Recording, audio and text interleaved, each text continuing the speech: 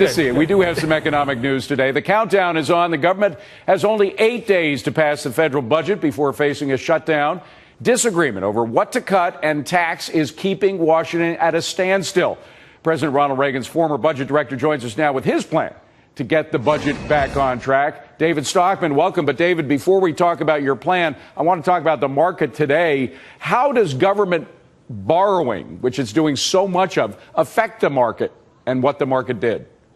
Well, I think there's a total lack of confidence in Washington and in the Fed. Today and the last 2 days has really been a wake-up call, and I think it was desperately needed. It's not clear to me why this market has believed that this recovery is real. You wonder what they've been thinking, that we can continue this massive borrowing, this massive money printing by the Fed. And now we have a bond market that is totally destroyed. The Fed, I believe, has destroyed the bond market. The price, interest rates are the price of money. It has manipulated the yield curve. It has bought several $1 trillion worth of federal paper. And as a result of this, the politicians in Washington are totally lost. Yeah. When you tell them that you can borrow money, 3-year money, today, actually for 30 basis points or 10-year money for 1.7%, they have no incentive whatever to really face down these tough issues, both on the revenue that we're going to have to raise and the huge spending cuts that are needed. You use the word manipulation. By the way, you used the word manipulation a couple of times. I think the bottom line lesson here is that you can't manipulate. The government or the Fed cannot manipulate the economy into recovery, correct?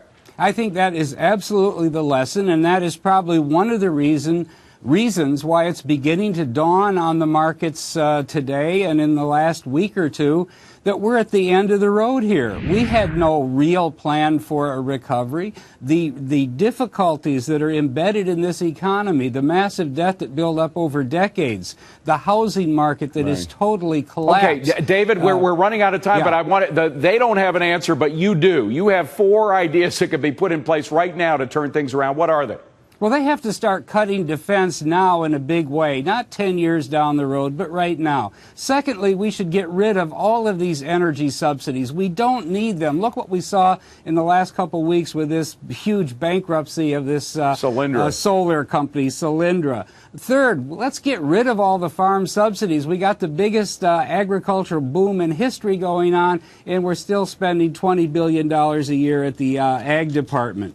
And then finally, the Small Business Administration has always been a huge boondoggle, a total waste. There's plenty of banks in this country that can lend and will lend to credit-worthy small businesses, and we're wasting billions a year keeping that bureaucracy Have you alive. added up all those 4 things in terms of the savings we get if they followed your advice? Yeah, I think if you took all those together, you could save $125, $150 billion a year. And that's just for a starter. And there's a lot of other places, obviously, that merit the same kind of scrutiny and cutback. The man who knows budgets, he went over those figures in detail for many years under the Reagan administration. David Stockman, great to see you again. Thanks for coming. Thank you. Appreciate it. Liz is at the New